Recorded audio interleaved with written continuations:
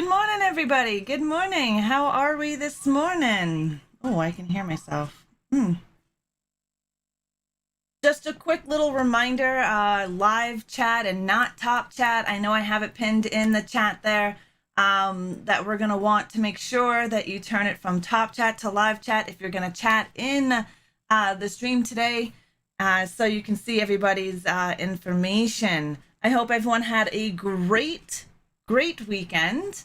And thank you for digging yourselves up out of your graves this morning to come and join us for coffee chat. And I'm really excited to introduce you to our guest today, JM Brandt from Swamp Dogs. It's going to be a lot of fun. I think it's going to be exciting. And I know there's plenty of you that love your comics. And so I think you're going to be pleasantly surprised if you didn't take a sneak peek at all the information that I showcased in the Discord. But I am going to introduce JM Brandt. One moment. Hi, creepies. I am ReAnimateHer.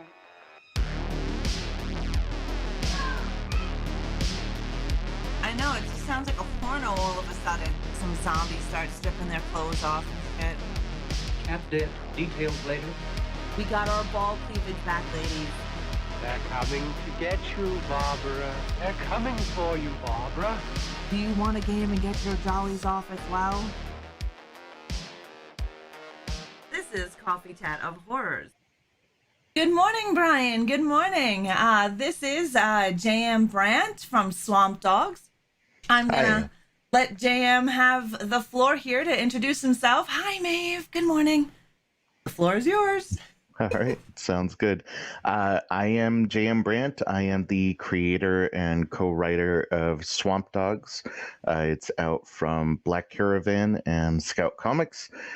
Issue 2 is about to drop March 2nd, and issue 3 is currently available to pre-order through Diamond and Lunar. Awesome. I have all of your links if my bot ever wakes up here, because I think the bot's still sleeping. If anybody is interested in the links, if you do exclamation point guest when the bot decides to wake up, it'll pop them out there. Oh, there we go. The bot's still sleeping. You'll be able to check out all things Swamp Dogs, and if you're interested in purchasing any of the comics. I know I was looking at the site and I've already ordered a set for myself so I can go and take a look at. I like horror comics. I really enjoy the vibe that, from what I can see from the website of your comic, it's more of a 70s, 80s type vibe. Yeah. So Swamp Dogs, basically we're beginning with this mini series which is called House of Crows. It's 5 issues, and it sort of plays out as an old school horror movie. I would say it's part grindhouse, part 70s, part 80s horror, but then there's sort of like a modern twist and flavor to it all. I was getting that feeling as I was skipping through, like I was going through your website and just checking out all the other comics that were there. And I'm like, oh, this looks good. I love Grindhouse. I love the 70s, 80s era. It's one of my favorites for movies. So yes, your comic book is right up my alley. Good morning, Roy. How is everybody this morning? If you have a question for JM Brandt, just type it in the chat and I will copy it and paste it into my notepad. If we're talking, I'll copy and paste it, and then I will ask your question. Now, how did Swamp Dogs get start? Like, how was the conception?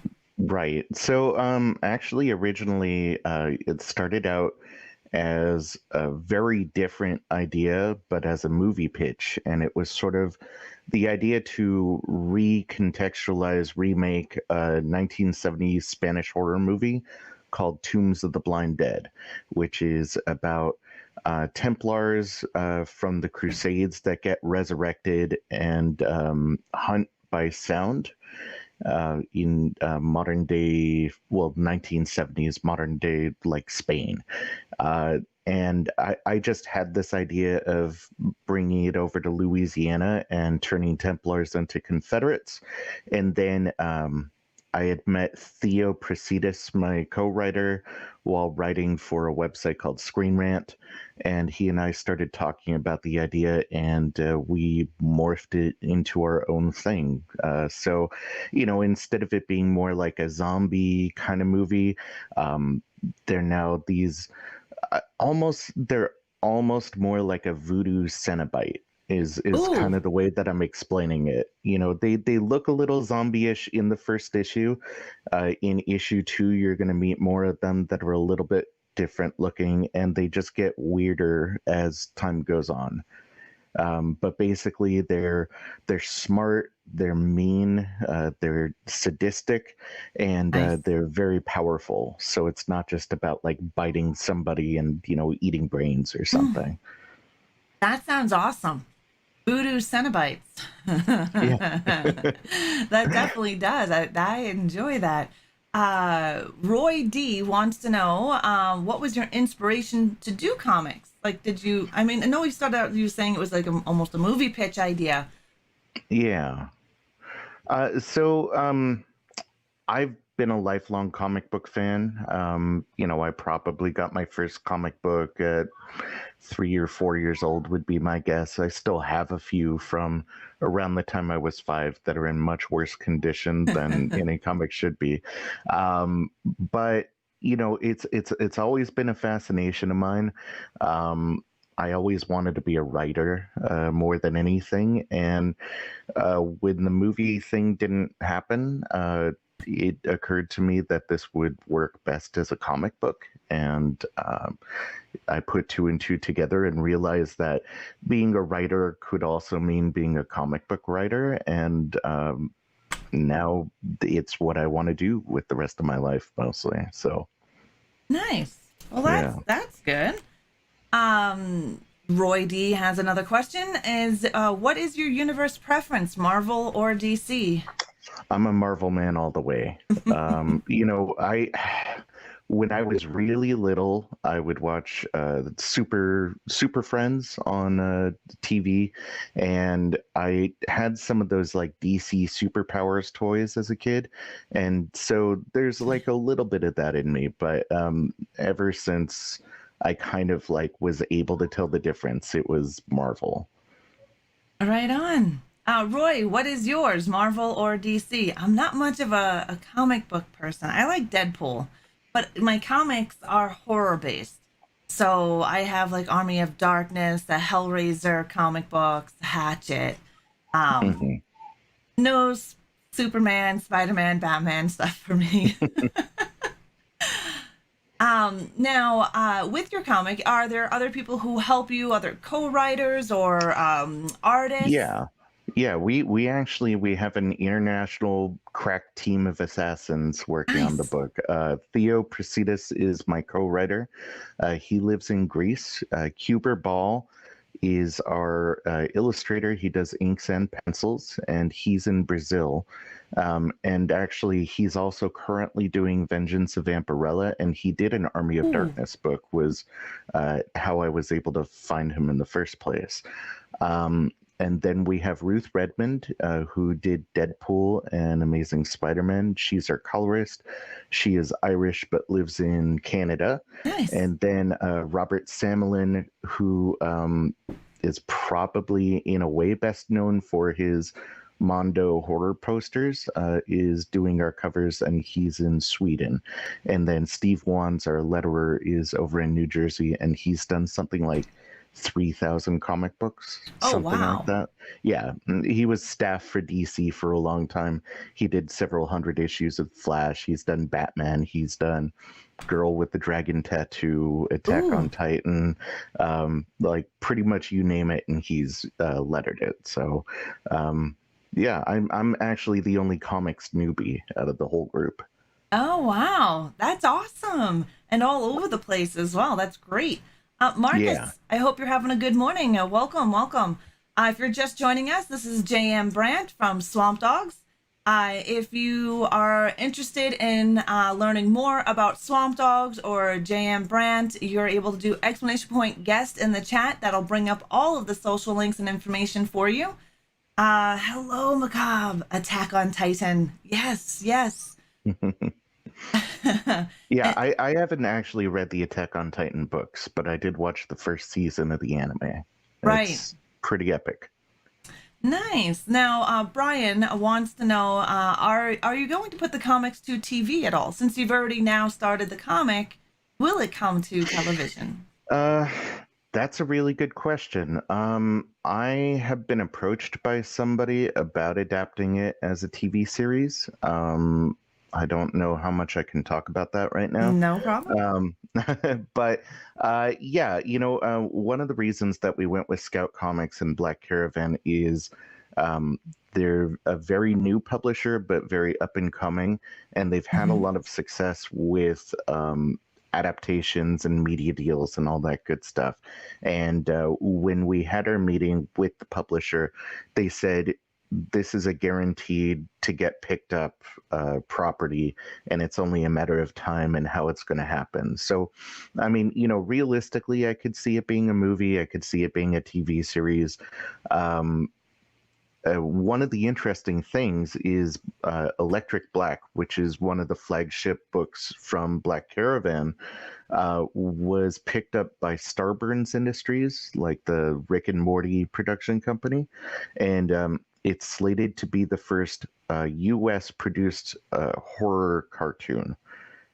So that opened my eyes, and I could even see it being an animated series, and being pretty happy with that too. Yeah, that would be awesome. That's exciting. Well, good luck with that. I hope it does go off. Sometimes it does pay to go with an up and coming. I mean, there are always risks involved, Yeah, whether it's a new up and coming or something that's been in the industry forever. Nothing is forever, right? So that's true. good luck with that. Fingers crossed for you. That's Thank exciting. you. Yeah, seriously. Yeah, that's very exciting.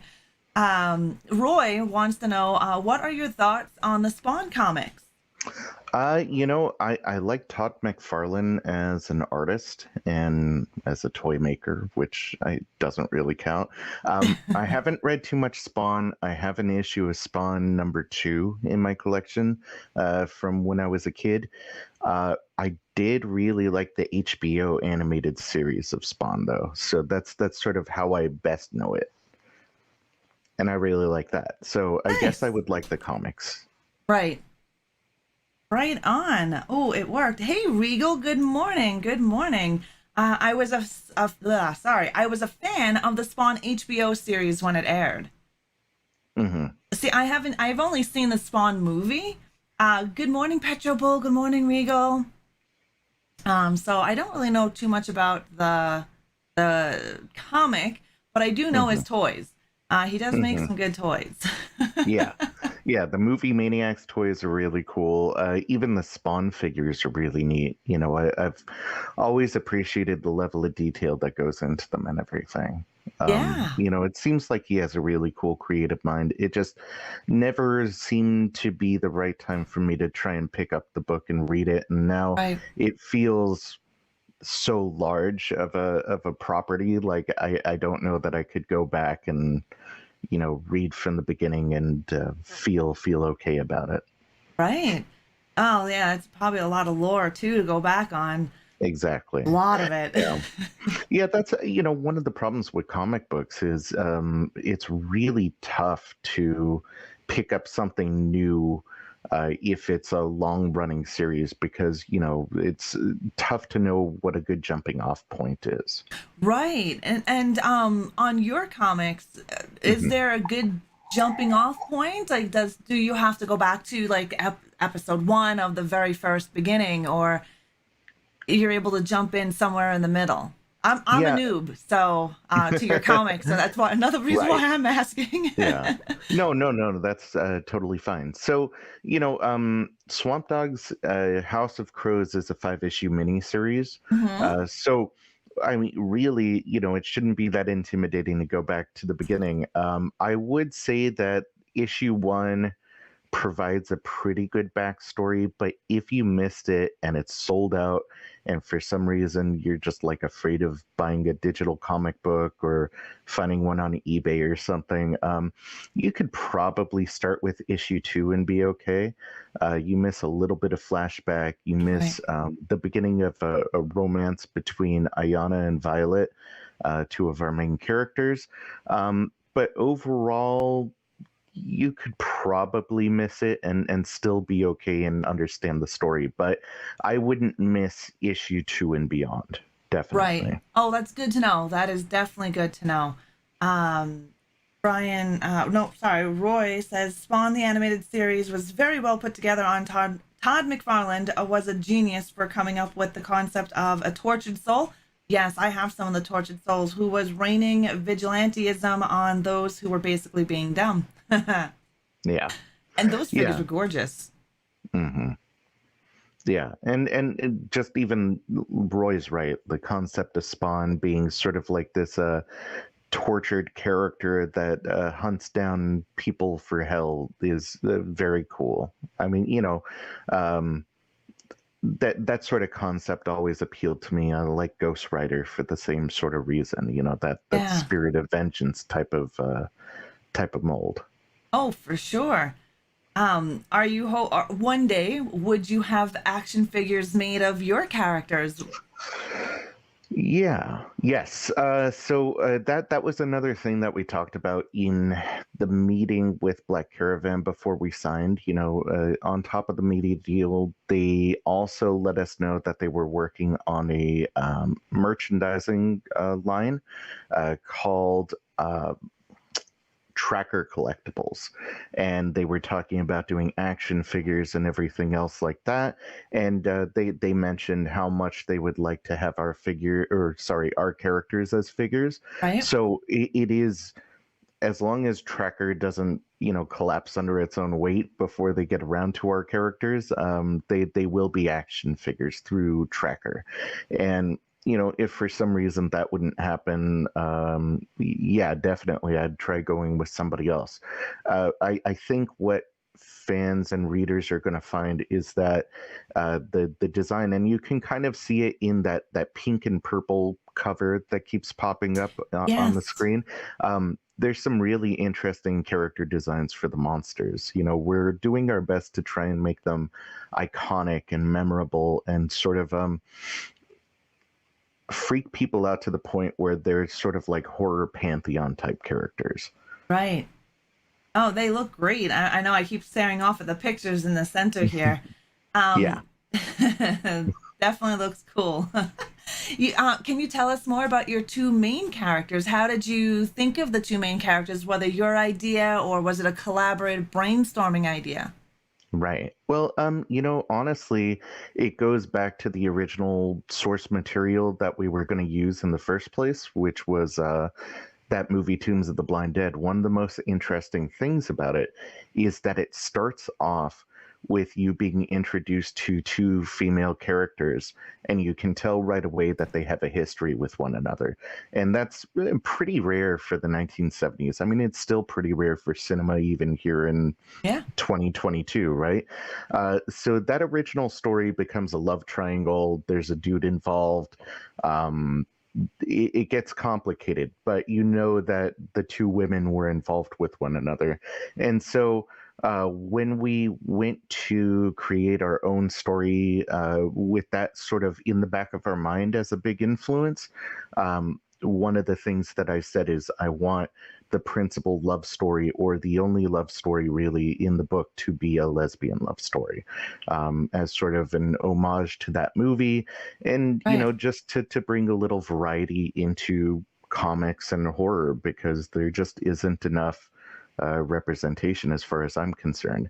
And when we were figuring out that we were going to be in Louisiana and everything, it just made sense to make one of them a person of color. Even though she's not from Louisiana, she's French, is what you learn. Nice. I like that. I like that concept. And I do agree with you. LGBTQ isn't really represented within the comic industry. Right. None of the comics that I can really think of that I've read when I was younger had anything like that involved with it. And it is still just new territory and ground in the last couple of years, even in movies and TV shows. Back in the day when we were younger, you didn't see two men or two women in a relationship on a commercial. Right. Yeah, That that's just true. wasn't a thing. Now you can turn on your TV and there's a commercial. It could be a Folgers commercial and it is of a gay couple. Before, Hmm. that was a no-go. There was no representation. Right. So No, absolutely. it's nice to Absolutely. see that in your comic. That's awesome. Thank you. I mean, honestly, too, not only is it like a nod to Tombs of the Blind Dead, but it also gives us an opportunity to sort of like work within that grindhouse genre, and we have two beautiful women that we're able to sort of like focus on and develop as sort of a deeper kind of character too. Right. Yeah, no, and that's really awesome. I actually, this is the cover. When you sent it to me, I was like, oh, that looks interesting. I can definitely get that whole grindhouse feel. I'm a huge grindhouse fan. I like Robert Rodriguez films, like, and how he Hmm. portrays them. I also like with some of the Tarantino films where he goes and brings in his grindhouse. I remember back in the day, little grindhouse theaters that they used to have. Not any, well, not here.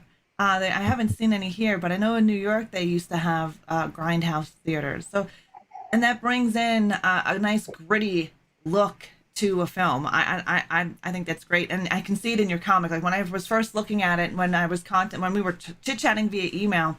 Hmm. Good morning, Joy. I creeped everything, your social media, the website, and I'm like, oh, I really like this. I like the whole input of the of that genre, that style. No, thank you. Yeah, Oh, you're it, welcome. it was important to me to sort of like maintain that flavor.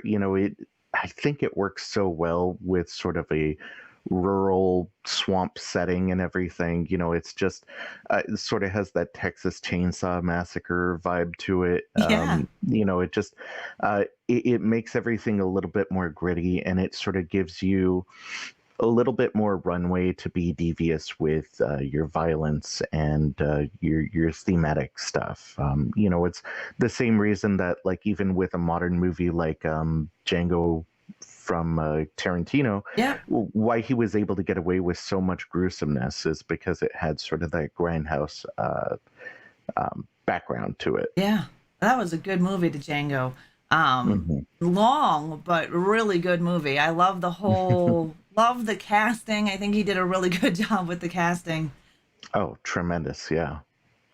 Yeah, he's one of my favorites, and he's definitely in a lot of ways an influence for my work. Nice, nice. It's all good, Joy Toy. All good. It's Sunday. I know. It's all good. For those of you just joining, this is JM Brandt from Swamp Dogs. If you're interested in any of the social media or comic books or where to get them, exclamation point guest in the chat, and it'll pop up all that information. I agree. Grindhouse is definitely awesome. Roy wants to know is how long was the process for your comic from concept to finished product? Too long. No, I probably came up with the idea originally as the movie pitch back in 2005, 2006. So that's what, 16 years. Yeah. But things really started moving once I started talking to Theo, and so that would have been maybe 6 or 7 years ago now. We originally started out with a different artist, and his name was Anthony Galatis. He's Greek also, and does some really amazing work. So I suggest you check him out. And we also did have originally a different cover artist, Hmm. and we had gotten a comic book deal with a different publisher. And when Anthony had to bow out of the project, and our cover artist Solo Machello had to bow out of the project, we decided to sort of retool everything, work on funding a new crew, and then do a different set of submissions just to see if we had like a better fit as far as publishers go. So that probably happened. We started doing that about 3 years ago. And we had our discussion with Black Caravan in, um, what was that, like late 2019? Right on. Oh, it must have been feeling really good to see, even though it took a while to see the conception and to see where you guys have been going on that journey. Had to be very exciting, probably very stressful at the same time, but I think the exciting would kind of outweigh that stress. Yeah, oh, definitely. It's been a very long, arduous process. It's still not over, thanks to the pandemic and everything else. Uh, We've encountered way more obstacles than I ever would have thought, including uh, comic book industry-wide paper shortage and ink yep. shortage, which delayed issue 2 from January 16th. It was supposed to come out until now, March 2nd.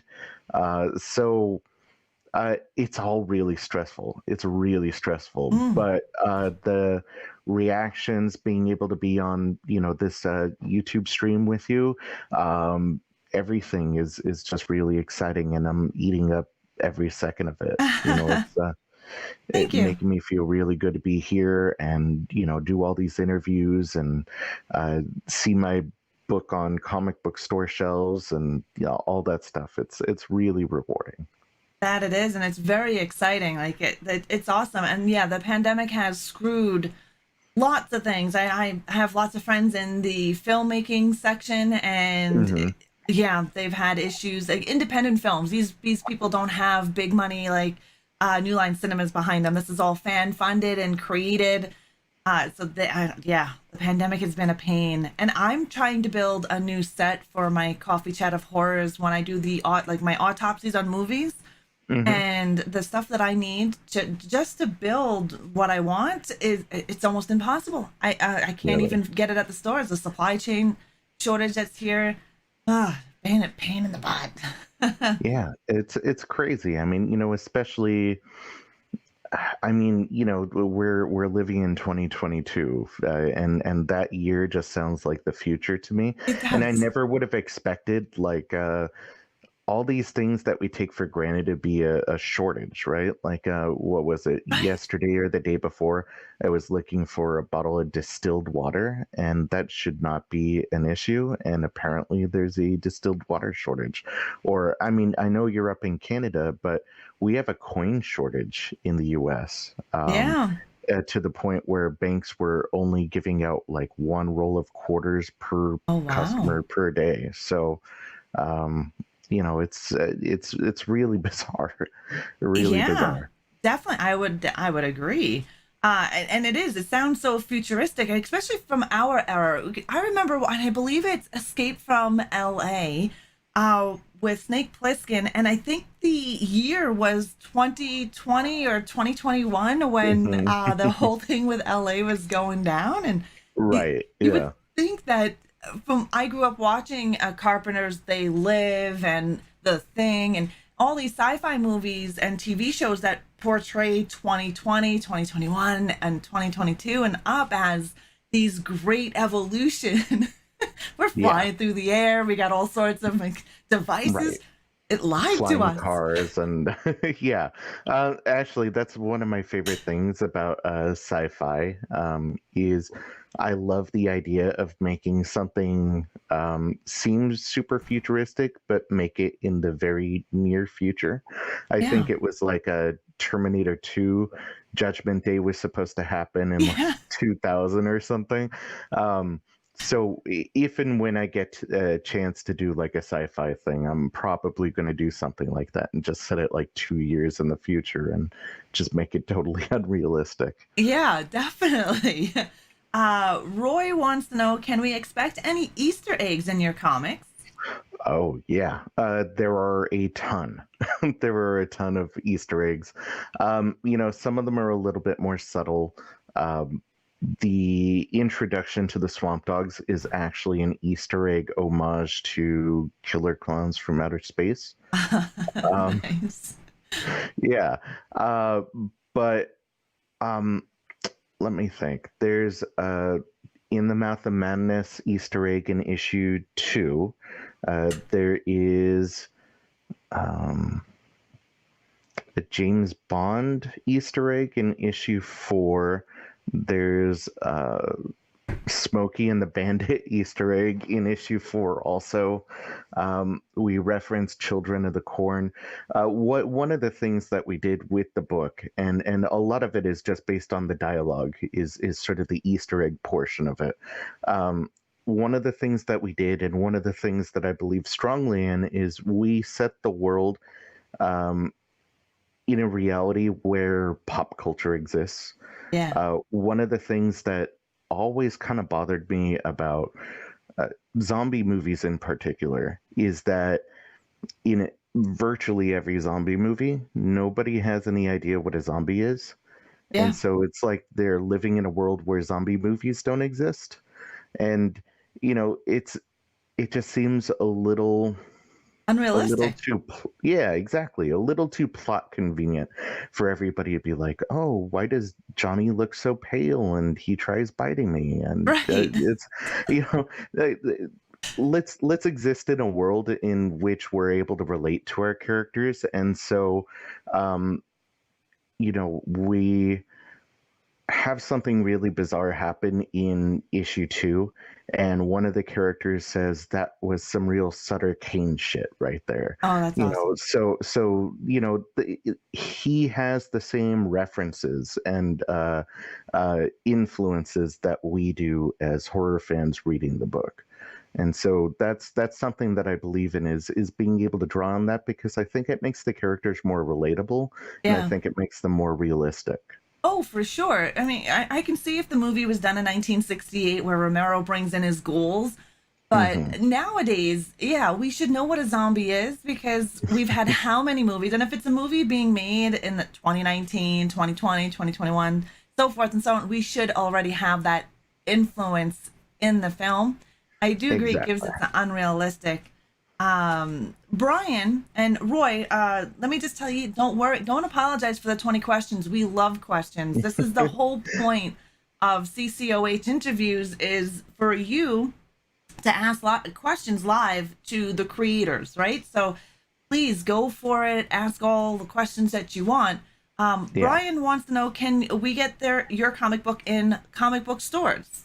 Yes. So, okay. So here's the deal with Scout Comics: it is a Scout Comics is the parent company, and Black Caravan is the horror imprint for Scout. Scout Comics is a top 15 publisher. And what that means is you can get it at most comic book stores, but not every single comic book store. Right. When I first was promoting the book to LA, which is where I'm based, I called up every single comic book shop in the greater Los Angeles area, and I would say maybe like 1 out of every 3 shops didn't know who the publisher was. But I can tell you within a 2-mile radius of where it is that I live, every single store had it on their shelves, and without me like really pushing it. Right. So yeah, realistically you should be able to get it from stores. Issue 1 was released back in October, and so it might be tough to come by on shelves now. um, but you can always order it through my website, which is swampdogscomic.com, Mm-hmm. or you can go to scoutcomics.com and order it directly that way. You can also get it digitally on Comixology or through scoutcomics.com. And then issue 2 will be available in stores starting March 2nd. And it's a little too late to pre-order it, I think, for anybody that wants to do it. But issue 3 you can pre-order through any local comic book shop, and we go through 2 different distributors, Diamond and Lunar. So if you're based in Canada, I Yep. think Lunar is the one to do, and you just go to your person at your comic shop and say that you want to pre-order it, and most of my socials have the Diamond pre-order code, so you can just even give them the code and they'll know what to do with it. Oh, right on. Yeah, Brian is in Canada on the East Coast. Brian, your best bet is to call one of the comic book shops or a few of the comic book shops and ask them if they can even get it in. I know we did that here locally for in George Michael's comic from Inside Comic. I can't remember the name of it at the moment, but we called the local comic book shop to see if they could bring it in, and they actually looked at bringing it in. So try doing that as well if your local comic book shop doesn't have any in. Right. Yeah. I think most of the distributors still probably have some copies in stock. So even though it's been out for a while, if you Yeah. special ordered it, you should be able to get it at your shop. That's good. That is good. I agree, Joy Toy. We do need a Scream version of zombies. They have all the rules for horror movies. Definitely, because there's several rules for zombies. There definitely is. Yeah. Actually, you might be able to still find it on the internet, but for a while I was starting up a movie review website Oh, called The Man Movie Guide. And the whole idea was it was like the opposite of what chick flicks are. right, I'm playing a character. I'm not actually as misogynistic as I right, make right. myself But out to that's what be. acting Uh, is, right? right, Portraying something that's exactly. not real. Yeah, so the idea behind the reviews was make it part Maxim and part film school.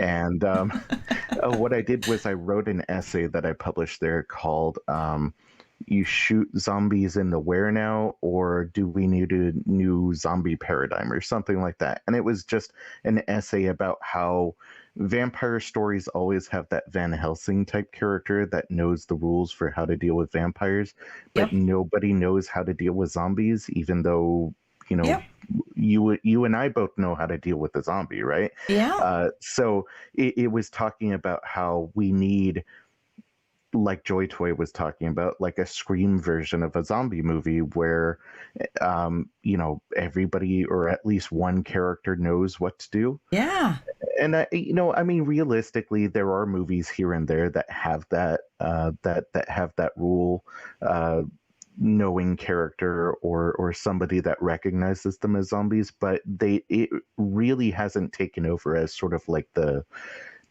main way that we portray a zombie film or series. yeah.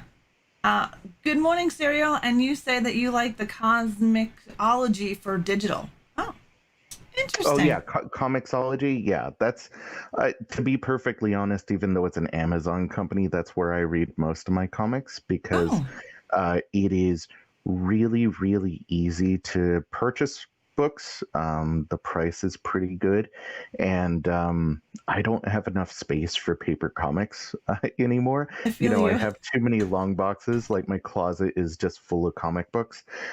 So I do digital, and then I'm also diagnosed ADHD, and Mm-hmm. so my brain will always go to the bottom right of a comic book page if I'm reading a comic book, and what it does is it winds up spoiling each page for me. Yep. So with Comixology, they have this cool option where you can go panel by panel called guided view, and that way I don't spoil it for myself. And then I take a look at the full page once I'm done with each page, which is kind of nice. Oh, that's interesting. Yeah, I've never seen that. A lot of my comics I do buy, I buy them and they sit over, you can't see them now, but they sit over there. Good Hmm. morning, Monkey. Roy wants to know what are your thoughts on George Romero's and the whole zombie subculture in horror? That's a good question. George Romero is amazing. And Mm-hmm. not just his zombie movies, but like all of his other movies, more or less. I've only seen a couple that I didn't really care for. Mm-hmm. Martin is amazing, for example, as like a really interesting vampire movie. Um, Night of the Living Dead is undeniably super influential. Dawn of the Dead is probably my favorite of the series. I am going to be honest and say I haven't seen all of the Living Dead movies. I haven't seen Diary of the Dead, and I forget the name of the other one, like Survival of the Dead or something Mm-hmm. like that. But I've seen the first four of that series. And I think it's really good, and I think he was really onto something. He's maybe a little bit heavy-handed with symbolism once in a while, but that's okay. I don't mind Yeah. that. And as far as zombie subgenre in horror, um, it's a little played out. I know that talking to different publishers, both for short fiction and for comics, they're saying if you want to do a horror story, we don't accept zombie stories anymore. Uh, it's just played out at this point, which is Hmm. part of the reason why we didn't want to do a straight zombie thing with Swamp Dogs. They Right. very easily could have been zombies rising from the grave, in Confederate uniforms, and that would have been something. But I think it's more interesting to have like a different variety as far as like supernatural creatures go and everything else. But I do love a good zombie movie or a good zombie story. Yeah. Oh, same. I love Romero, Godfather of Zombies for the whole thing. I mean, we did have White Zombie back in the day, but that had nothing to do with creatures coming up from the dead, right? That was Right. all about like Haitian voodoo and hypnotism. So Hmm. Romero did bring something to the table, which opened the doors for many things. And Diary of the Dead is pretty good. His movies are pretty good. They're not bad. The other ones.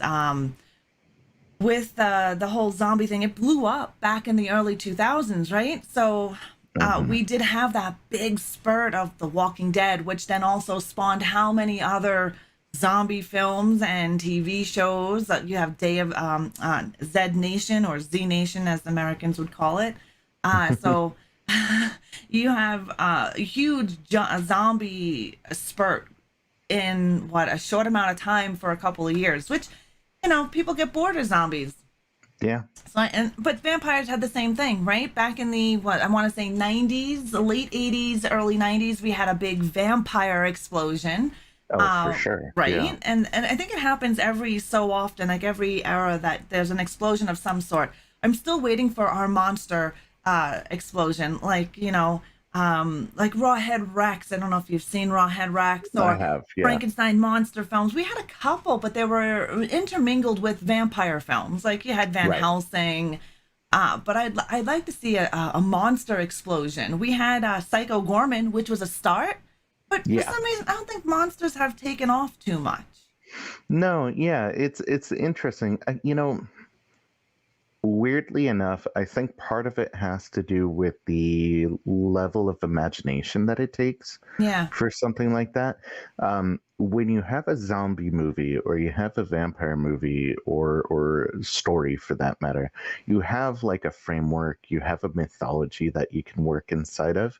And that gives you a little bit more of a structure, a little bit more of a backbone that you can build your story off of. Whereas Mm-hmm. if you're doing a Rawhead Rex, for example, or a Psycho Gorman, you kind of have to invent your own mythology for it. Yeah. You have to create your own backstory, and that requires a level of creativity that I think a lot of writers are intimidated by, and it also takes a leap of faith by the production company or the publisher Right. because um, you have to have faith that the writer has crafted Mm-hmm. a really good, interesting character and mythology for it. Whereas, like, Yeah. readers and movie watchers have a foundation for everything else. Oh, I agree. I agree. And Roy, to answer your question there, with vampires, they're used all the time and they never get played out. It's because a lot of people fantasize about being a vampire. You don't have many people saying, well, I want to be a zombie. I want to have my jaw hanging off. Or, zombies, when you think about a zombie, you think of rotting flesh. You don't think of somebody that is vampire-esque like. Right. Because all we've ever seen is usually rotten corpses, right? So Yeah. not everybody is in love with being a zombie. Where with the vampires, there's a lot of people that have romanticized the vampire, which also help bring and keep alive Anne Rice, Interview with a Vampire, Twilight. They're always able to romanticize the undead, and a lot of people want to be a vampire. We have a whole genre of humans that believe that they are vampires. And I think that's the reason, and I think that's the reason why vampire films will stand the test of time over any other undead or monstrous type of film or character, for that matter. Yeah. No, I think that's a really good point. And to be fair too, I'm such a horror geek that even if the concepts are played out, I don't get sick of them. Mm, Like if you have a good zombie movie same. or a good vampire movie, I'm going to watch it and I'm going to enjoy it. It doesn't matter if I've seen 500 vampire movies. I'm going to watch 501, and Yeah. same with zombie movies. But no, you're absolutely right. Like there is that fantasy element to it, especially once you get like that sort of Anne Rice vampire, where it's this tortured, beautiful Yeah. soul living through the centuries kind of a thing. Yeah. I really loved What We Do in the Shadows and what they did for the Yeah, vampire genre. Like, the whole yeah. documentary of them being stuck in that era, not being Oh able my to see God. themselves to change their clothing, what it's like to be an immigrant. And I really loved What We Do in the Shadows, the movie and the TV show. So I'm so glad they kept with the TV show. Oh, 100%. Yeah, no, I love the TV show. It's really funny, and I was really afraid about the TV show. But the movie is maybe one of the 10 funniest movies of all time, as far Oh, as I'm yeah. concerned. One of my It's favorites. phenomenal. Yeah. It is. And Joy, I do have to agree with you. Contracted is a really good take on a zombie film. It's more like a zombie STD, as Joy Toy is saying. If you've not seen Contracted, I would I definitely haven't. suggest checking it out. It's a totally different take on becoming a zombie. Almost like Okay. it follows. It follows has to do with sex as well, where it's this entity of like a curse, and it goes and attaches itself to somebody, and the only way to pass it on is through sexual stuff. And I Right. don't know if you've seen It Follows. Not a bad movie, not a bad concept, totally different take on things.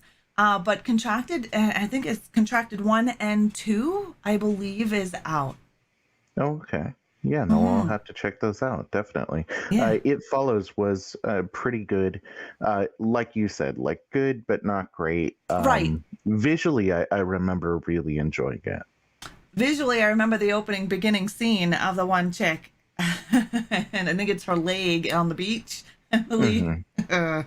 um, Zombies are not generally seen as sexy. I agree with you, Monkey. They're not generally seen as sexy. No matter how even Warm Bodies, which was a comedy love story, that was not sexy.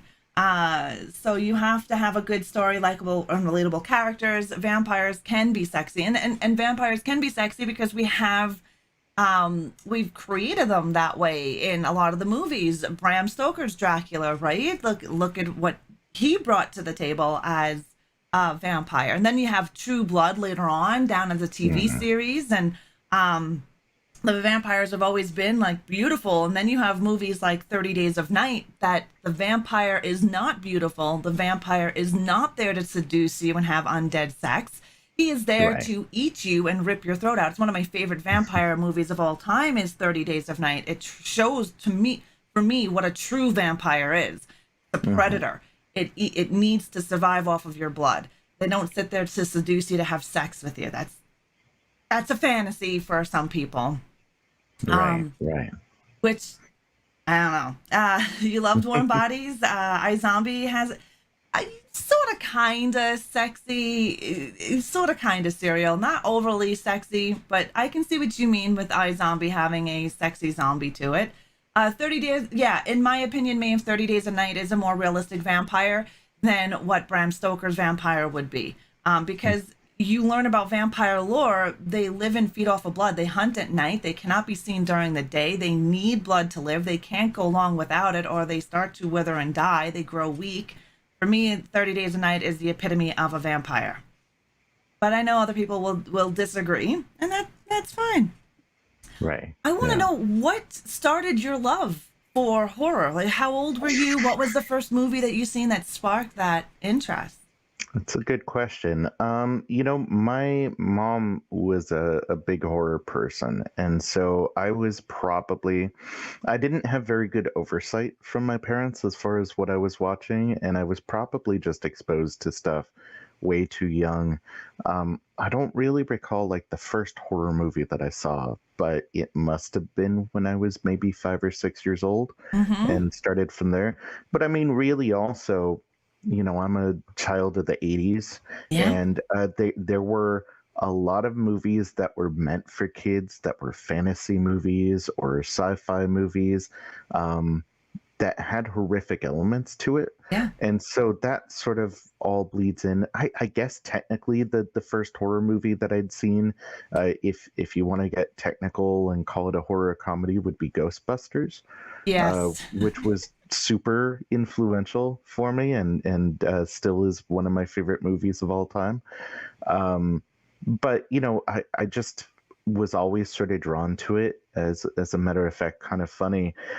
My mom went in labor with me watching The Thing in the theater, so they just even from an early age would call me The Thing, and it sort of stuck with me. My grandmother, too, was very much into horror movies, passed that love on to my mom, who Right. passed it on to me. And so, just, from a very early age, I was into it. Um, my favorite Sesame Street character was the Count. So, Yes. Who didn't love the Count? people that don't like numbers, maybe. Possibly, possibly. And I know being a product of the 80s, and late 70s into the 80s, we would have a lot of influence of horror. That was for me, I think the 80s was the golden era of horror. Yeah, we had horror previously, but it wasn't as mainstream. Going back from the 1930s all the way up into the 70s, it still wasn't mainstream as horror, Hmm. even though we had movies like Black Christmas and Psycho and Peeping Tom. It didn't really become so mainstream until like late 70s, early 80s, where we had Halloween, which then spawned Friday the 13th, and then we had several other films following that: Nightmare on Elm Street, The Lost Boys, Nightbreed. Nightbreed is an underrated monster movie that if you haven't seen that one, you definitely need to check it out. Yeah, I watched Nightbreed for the first time maybe 2, 3 years ago, and that again, what you were talking about with the monsters and everything, and creating your own mythology, like I was talking about, it's very creative that way. Mm-hmm. Didn't really care for the movie, but I love the effects and I love the creativity, and I love Clive Barker's mind for character creation, creature creation more than anything. Yes. Oh, yeah. He's fabulous at creating creatures. Hmm. And I think that's we need more monster movies. We need more imagination. I'm not going to say, I don't want to offend anybody, any movie maker, by saying slashers are easy. Hmm. They kind of are. If you think about it, all you got to do is sometimes you don't even have to give them a backstory and they're a slasher, right? Right. Or a cannibal. You don't really need to give them much of a backstory. But Hmm. yeah, I would love to see more monster films come to life. But yeah, I agree with you with the imagination and creativity to create a character backstory to keep people involved in it. Yeah, no, absolutely. It's a lot of work. I have so many ideas for stories that I'm working on and everything else, and the amount of times that it comes to an absolutely original character or creature, I should say, it's very rare, even for me. Even though that's what I want to see and what I want Right. to do, it's not easy. No, um, I wouldn't think it would be. Yeah. Part of the problem is we're all Geico machines, garbage in, garbage out, right? Yeah. We just take what it is that we've absorbed through popular culture and our upbringing and everything else, and that's what we have to offer. And so it's really, really difficult to synthesize all of our um, influences and come out with something that feels truly original and truly different. Mm-hmm. Hello, Channel Zero. And I agree, Monkey. Cujo, the monster movies, and then what Stephen King has brought to the genre of horror as well. The Monster Squad was awesome. Yeah, Awesome love film. Monster Squad. Yeah, which also sprung a whole bunch of movies for young adults and children. You had the Monster Squad, Little Monsters. You also had the Goonies that popped up around the same era, right? So, Hmm. Goonies isn't horror, but it's still adventure movies with a horror-esque feel because you're going up against three criminals who are bank robbers who have no issue in murdering people. So it does have a little Right. bit of a horror element to it, but more of an adventure. Hmm. Um, Hello, Anthony. How are you? You were watching Little Monsters last night? It's such a good movie. I like Little Monsters. I like the Monster Squad. These are things that I grew up, it influenced me as a young teenager and growing up into a young adult. Same thing with magazines like Fangoria. That Yeah. sparked more of an interest in me as I was about 10 or 11 years old. Hmm. Yeah, no, Monster Squad is a lot of fun, and Little Monsters too. That sort of idea of like a horror adventure appeals Yeah, to me a lot. One of the projects that I'm actually working on next and talking to a couple publishers about is going to be like sort of based off of the Italian cannibal jungle subgenre of splatter films, and nice. it's going to be incorporating more of an adventure element to it to make it sort of like this more pulpy Indiana Jones type feel to it. Yeah. Oh, I think that's awesome. And I've noticed as we have evolved in the horror movies for children or young adults, as teenagers maybe, I've noticed more and more coming out within the 2000 era. We have a lot of young horror movies. There is another movie called Little Monsters, which was, I love that movie. yeah, Yeah. you know which one I'm talking about. Yeah. Which is also, I wouldn't say it's geared towards little kids, but it's geared No. towards the youth, like a 15-year-old, right? Somebody, maybe someone Mhm. who's also not into horror movies, but trying to get them into horror movies. That might be Right. something that they would do. There's also another Totally. one that on Netflix, I cannot remember. It came out, I want to say 2021. It's on Hmm. Netflix. It is geared towards children. Besides R.L. Stein's movies, because those are great children, introduction into horror for children is R.L. Stein's films. But this one, Right. it even has little kids in it, and I cannot remember it. It came out 2021 on Netflix. Oh, Um, okay. which is another good probably starter movie for children. It's not gory. It's meant to be an introduction for young ones into horror. Hmm. That's how you saw Gremlins too. You were 8. Oh yeah, Gremlins is Yeah. another great starter movie for Yeah. before teens. That 8 9 year old. No, it wasn't Lock Key. It was. I can't remember it at the moment. It'll come to me later on, I'm sure. Yeah. Um, I almost showed my son Gremlins recently. I was very close to pulling the trigger, and he's 6.5. And then I realized that it might be like a little too soon. And actually, what the tipping point was yeah. I'll use this website called Common Sense Media to Hmm. sort of remind myself of why things are too horrific to show my son. Yeah.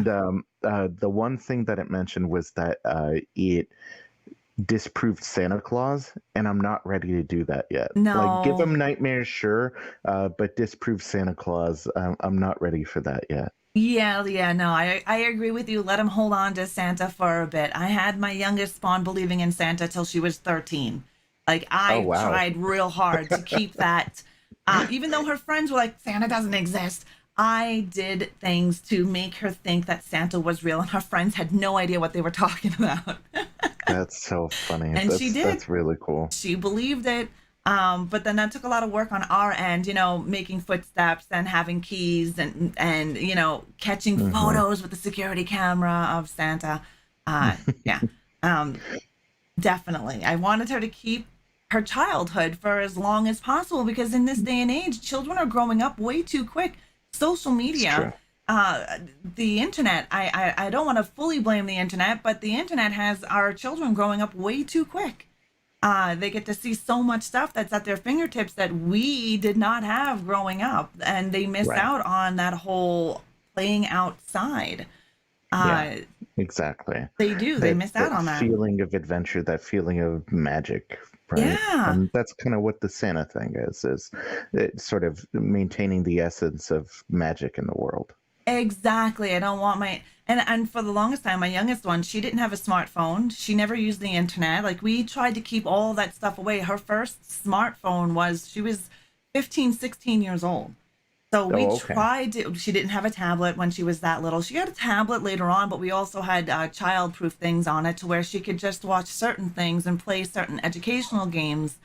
We didn't Right. have her to where she was buried in her phone. Now, as a young adult, she's always in her friggin' phone. Yeah. Yeah.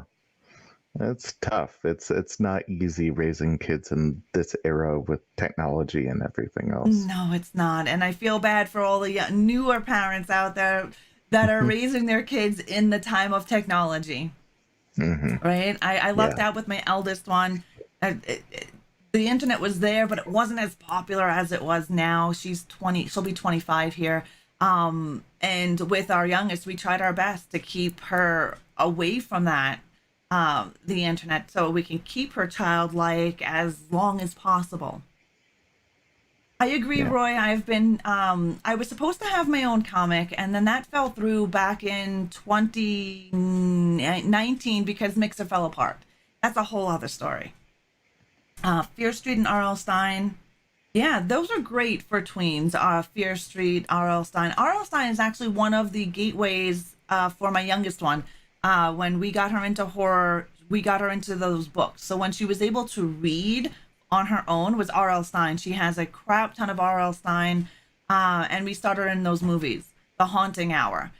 Not overly scary, but it gave enough of a scare to get her imagination going and to create her own kind of nightmares. It didn't scar her or scare her, which for your son being 6, I would probably get him into something like R.L. Steinish.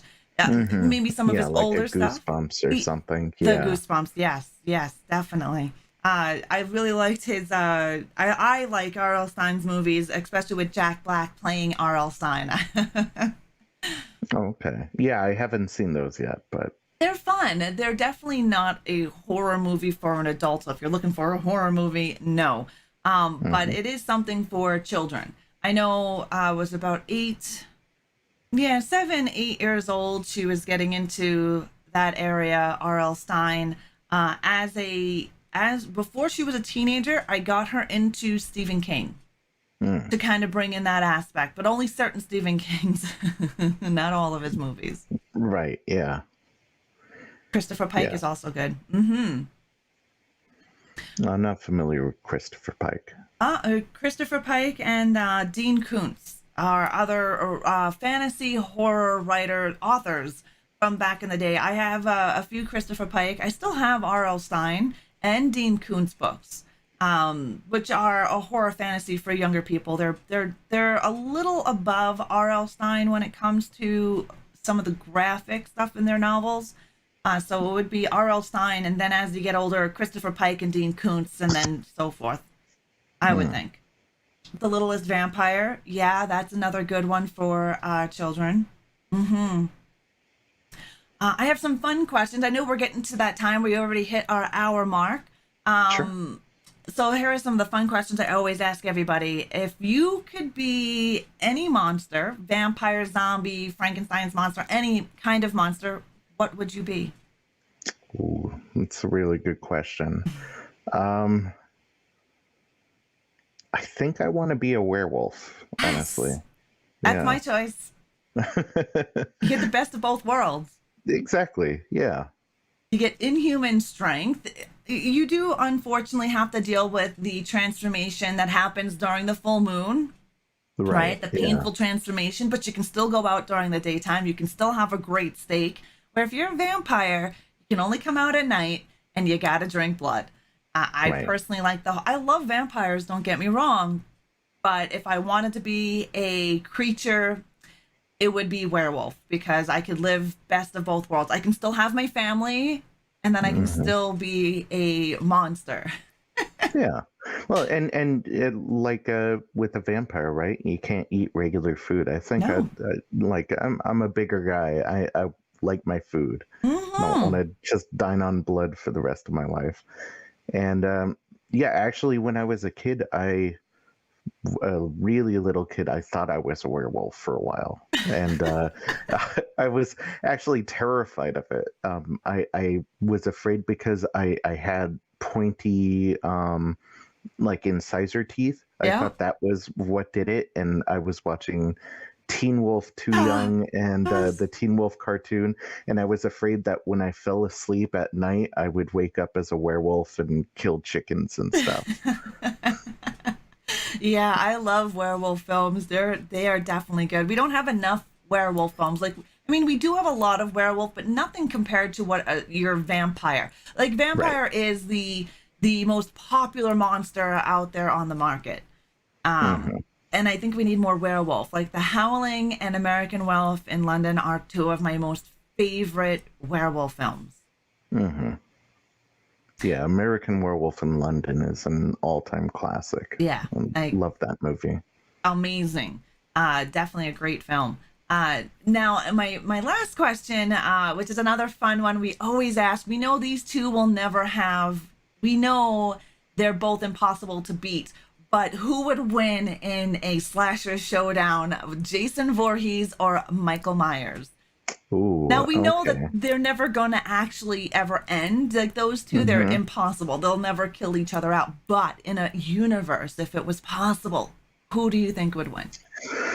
I seem to remember at a certain point Jason Voorhees being given some sort of like avatar power. I think it was like Jason Goes to Hell or something like that. So he has this extra supernatural element to him Yep. that I think Michael Myers doesn't have. I think Michael Myers is just like the never-ending, constantly resurrecting killer. So I would go with Jason. Yes. In your face, Serial. In your face. Serial is a really good friend of mine, and he is a huge Michael Myers fan. Like his numero uno is Michael, mine is Jason, and we always have these little arguments about who would win. And as you can see in the chat, he's like, "Cats, Michael Myers." No, Jason Voorhees. I would think in the universe would be Jason would win. I think so. Although, I'm a Freddy guy if we're talking slashers, and Your I think favorite Freddy slasher? beats all three. So Yeah. or all yeah. Next guest. That's funny. I honestly think though, if it came down to like the slasher demon genre, I would think that, in a big giant epic battle between all of the horror villains, I think Pinhead would take it all. Mm, Plain and simple, I think he would be top of the mountain. If it came down to they all had to like fight one another to see who was number one, I think Pinhead would win. okay. Although Wishmaster would be a nice dark horse. Oh yeah, Wishmaster would be. Yeah, definitely Well, would be the except Jin. except that Jason and Michael don't talk, so they can't wish. So No, no. yeah, Um, that knocks them out. I just yep. want Wishmaster to win, I think. Wishmaster's a great film, great franchise. I like Wishmaster. Hmm. You don't see too many more of the Jin movies. When you think about it, you get a lot of Ouija board movies and a lot of low budget Ouija board films. Hmm. But we don't really have too many of the Jin or the Wishmaster, right? Because he was Jin. Right. Hmm. I think I'd love to see more of that. I think there was a movie that came out not long ago called Jin. I haven't watched it yet, but I've heard that it's good. I haven't seen it either. That it is on my watch list. Wishmaster is fucked because they don't wish. Wishmaster is crazy. And you would think the Hell Priest would win as well. I think so too. I think if it came down to it, with his Cenobite powers and what he can do in general, I honestly think Pinhead will take the whole enchilada. I think Yeah. they would be screwed. Even Freddy would be screwed. I mean, and of course, we're taking out the element that Freddy is only in the dreams. We're actually going to take the whole universe of all of them and put them together without their restrictions. So we know that Freddy's restriction is that he can only materialize if he had enough fear, brought upon by children, then he could materialize. Other than that, he'd only have to get you in your dreams. Right. That's a good point too. Witchboard is a great movie. I like Witchboard. I actually recently watched that a few months ago.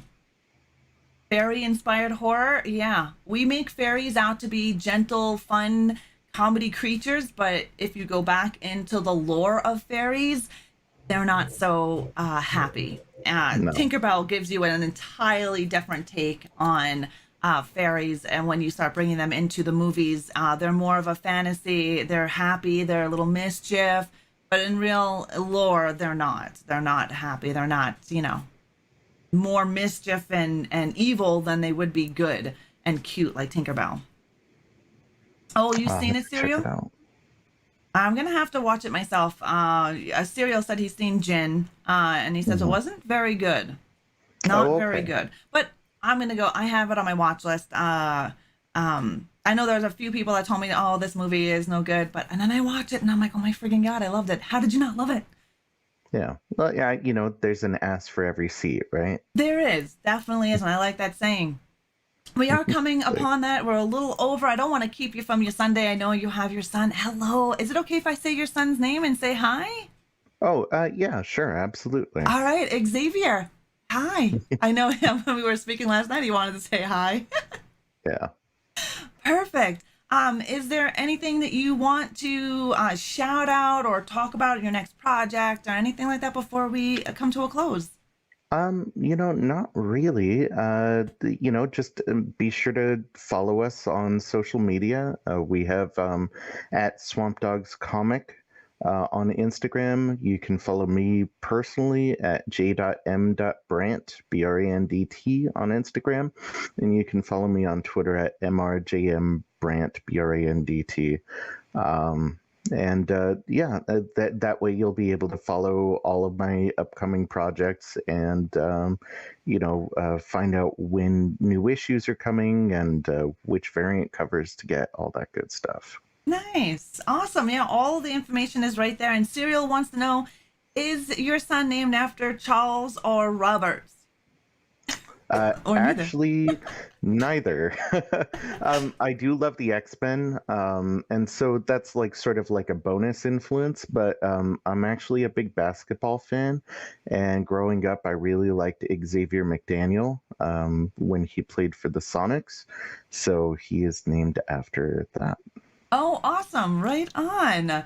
Xavier is what my sister was going to name my niece if she was a boy, after Charles Xavier. Oh, very nice.